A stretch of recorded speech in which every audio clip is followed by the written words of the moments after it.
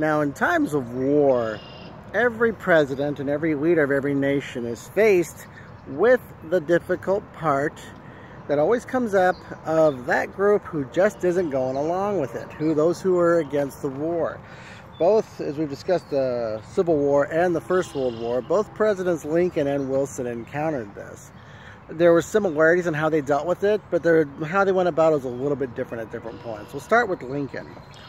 Lincoln not immediately, but he began suspending the writ of habeas corpus, which is the right to trial and being charged and knowing why you're being arrested and have it be done according to due process. Now, Lincoln went before his colleagues in Congress and his cabinet and said, look, we got a problem here. These guys are against the war. What do we do about it? Because if we don't deal with it, it's going to create a problem in our rear, as in the back lines, and we got to take care of this. So Lincoln didn't just go blindly charging into it, but he felt that's what he needed to do. There began to be arrests left and right of those who were against the war. One of the most notable ones was in 1863, a congressman from here in Ohio, Congressman Van Landingham, he actually gave a fiery speech to Congress calling President Lincoln King Lincoln and how all these men have died and it's a complete waste. We need to stop this war. And even everybody on both sides were like, well, that was a pretty good speech. And Lincoln, what happened after that, General Burnside, who happened to be in that area, actually happened to arrest General Van Landingham. Lincoln didn't order the arrest, but Lincoln wasn't necessarily against the arrest either. And so what they did was they arrested him, and they weren't going to hold on to him with him being a congressman and all that. So what they decided to do was they decided to take him under guard to the front lines, and they surrendered him to the Confederates. So he spent the majority of the rest of the war in Confederate custody. And he was eventually released, and he brought his way to Canada and came back in and became governor of Ohio at one point. So that's what happened in that situation. So Lincoln had to deal with it that way in terms of suspending writ of habeas corpus, so he could pretty much get those who were going to really fight against the war. Not so much who were speaking against it, but those who could really cause a problem for him.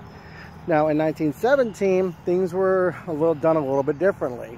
Because, you know, as the United States declared war on Germany, the people themselves, and also in social settings, and also on a social platform, people began declaring war on Germans across the board.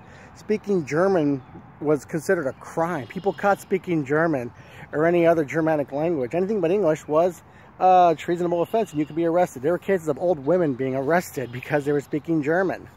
And they actually went so far as to, as I mentioned in a previous vlog, they mentioned how they changed the name of Frankfurters to hot dogs.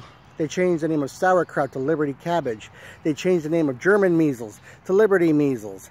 Just things like just to show how angry they were at the Germans. They wouldn't play Wagner, Bach, or Beethoven in American symphonies anymore because everyone was so anti-German. And so what happened with Wilson was in 1917 he passed the Espionage Act, which was outlawing anyone from interfering with the war, interfering with conscription, interfering with the draft, or also interfering with war bonds. But next year, him and Congress took it a step further with the Sedition Act. Of anyone speaking against the war could and would be arrested. I mean, you can get 10 years in prison and a $10,000 fine for simply speaking out against the First World War, anything about it in any regard. For example, and this was a bit far-fetched, but it really did happen. There was an American film producer by the name of Goldstein. He actually made a film called The Spirit of 76, and it was about the Revolutionary War, the United States fighting the British. And the U.S. government went after him saying, you need to take out all the stuff about Americans fighting the British because the British are our allies now. We don't need to stir up a problem there. And when he refused to do it, he was arrested. He only served 3 of his 10 years, but by the time he got out of prison, his career was effectively destroyed. So they were both presidents in a situation of having to try to control situations at home during the war, and they did what they had to do. Lincoln suspended habeas corpus for almost the entire war just to make sure he didn't have any problems in the rear, and Wilson, they went a lot further on that, but he wound up suspending both acts and suspending both acts on his last day in office in 1921. So there you go.